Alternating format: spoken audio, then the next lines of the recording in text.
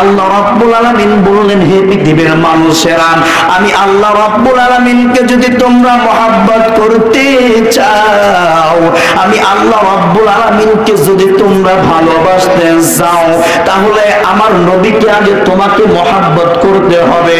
ও মুসলমান ভাইরা রে আমার, একটু আওয়াজ দিয়ে বলেন কাকে মহব্বত করতে হবে? আমার আপনার নবীকে মহব্বত করতে হবে। আর এই নবীকে মহব্বত করলে পারে ভালোবাসলে আল্লাহকেই ভালোবাসা হবে।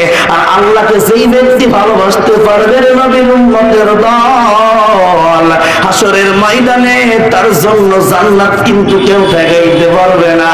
এর জন্যই মুসলমান ভাইরা রে আমার, ও নবীর উম্মতের দল, এই যে কোরআনুল কারীম খানা দেখতেছেন, এই কোরআনুল কারীম কিন্তু এই মাদ্রাসায় কিন্তু পড়ানো হয়। আজকে কোরআনের মাহফিল করতেছো মুসলমান ভাইরা রে আমার, এই যে আজকে যেই নবীজিকে আমি আপনি যেই নবীজির মাদ্রাসার মাহফিলে বসছি, এই নবীজির মাদ্রাসা আজকে দেখেন ছাত্ররা কত সুন্দরভাবে ওই জায়গায় পড়াশোনা করবেন। এই ছাত্ররা আবার বড় আলেম হবেন, বড় হাফেজ হয়ে যাবেন, বড় মুফতি মুহাদ্দিস হয়ে যাবেন।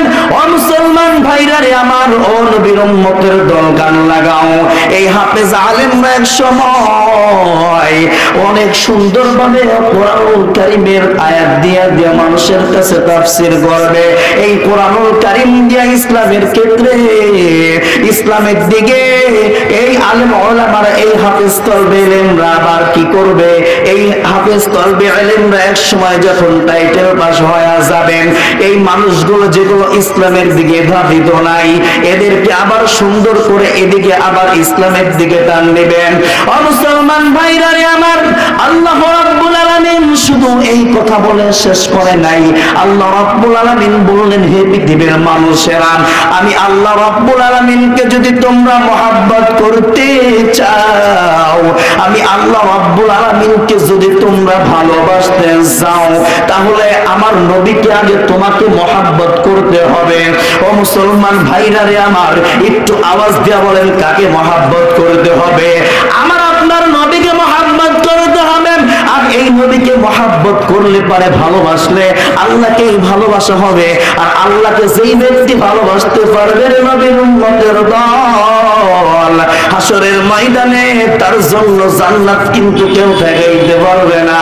এর জন্যই মুসলমান ভাইরা রে আমার, ও নবীর উম্মতের দল, এই যে কোরআনুল কারীম খানা দেখতেছেন, এই কোরআনুল কারীম কিন্তু এই মাদ্রাসায় কিন্তু পড়ানো হয়।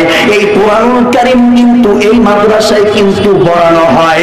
ও মুসলমান ভাইরা রে আমার, আজকে মাদ্রাসা করতেছেন। ও মুসলমান বাবাজিরা আমার, আজকে মসজিদ করতেছেন। ও মুসলমান ভাইরা রে আমার, আজকে 5 ওয়াক্ত নামাজিওয়ালা আমি আপনি হয়ে গেছে।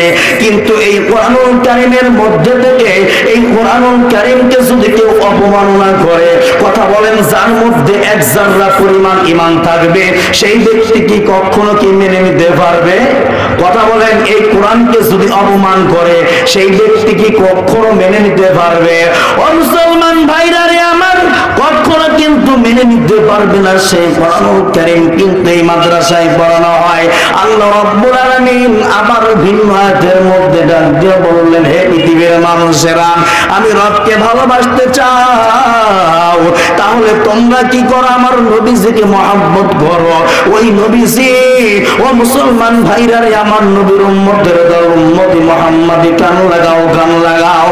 আজকে মাদ্রাসার জালসা দিতেছ, এই মাদ্রাসায় শুধু জালসাই আমার আপনার দিলে হবে না। এই জালসা দিয়ে শুধু কিন্তু হওয়া যাবে না। এই মাদ্রাসায় কিন্তু আমাকে আপনাকে কিন্তু আমার আপনার ছেলে মেয়েকে দিতে হবে। আমার আপনার সন্তানকে যদি আমি আপনি যদি এই মাদ্রাসার মধ্যে আমি আপনি যদি দেই, তাহলে আমার আপনার সন্তানরা কিন্তু কখনো কিন্তু স্বৈরাচারীদের মতন হবে না। আমরা আমি আপনি যদি এই মাদ্রাসায় যদি আমার আপনার ছেলে মেয়েদেরকে যদি পড়াই, তাহলে কিন্তু তারা বড় মুহাদ্দিস হয়ে যাবে।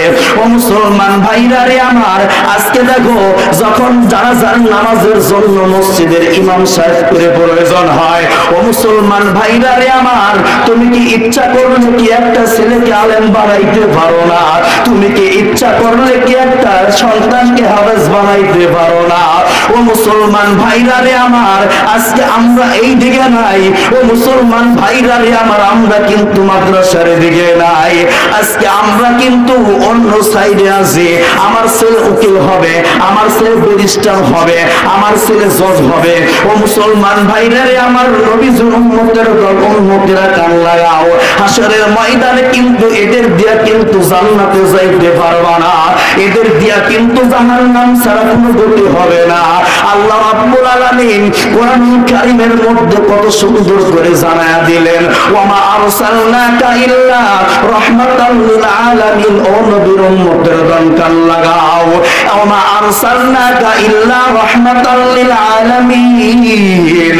ও মুসলমান ভাইরা রে আমার, আমার আপনার নবী হলো মুহাব্বতের নবী, আমার আপনার নবী হলো রহমতের নবী, আমার আপনার নবী হলো দোজাহানের রহমতের নবী। ও মুসলমান ভাইরা রে আমার, আজকে দেখো আজকে কোরআনের মাহফিল হয়, কত মানুষ ওই জায়গা দিয়া ঘোরাফেরা করে, এদের মতন কিন্তু আফসোসের মতন এরা কিন্তু আসরের ময়দানে আফসোস করবে। ওই যে বলবে নূরপুর পাঁচপুকুরের কাছে মাদ্রাসার জালসা হইতেছিল, আমরা তো একই সমাজে থাকতাম, একই সমাজে ছিলাম, একসাথেই তো চলাফেরা করেছিলাম, অথচ কিন্তু আজকে তুমি জান্নাতে চলিয়া যাও, আর আমি কেন জাহান্নামের বাসিন্দা হয়ে গেলাম? আমি কিসের জন্য জাহান্নামের দিকে চলে যাইতেছি? তখন তারা বলবে, ভাই রে ভাই, ওই যে ওই জায়গায় নূরপুর পাঁচপুকুরের ওখানে একটা মাদ্রাসার জালসা হইতেছিল, কোরআনের মাহফিল হইতেছিল। ওই কোরআনুল মাহফিলে তোমরা বসতে পারো নাই, কারণ হুজুরেরা উলামায়ে কেরামরা বয়ান করেছে, ওয়াইদা কুরিআল কুরআনু ফাসতামিউ লাহু ওয়া আনসিতু লাআল্লাকুম তুরহামুন। যেই জায়গাতে কোরআন হাদিসের কথা বলা হয়, ওই জায়গাটা কোনো সাধারণ জায়গা থাকে না, ওই জায়গাতে জান্নাতের বাগানে পরিণত হয়ে যায়।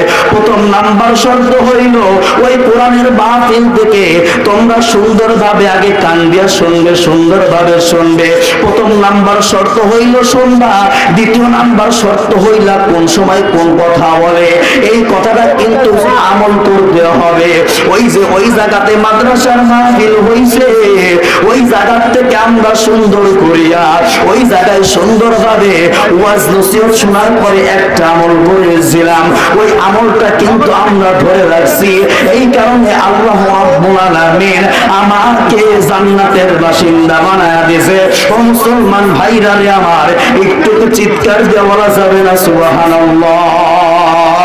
আরেকটু আওয়াজ দিয়ে বলেন সুবহান।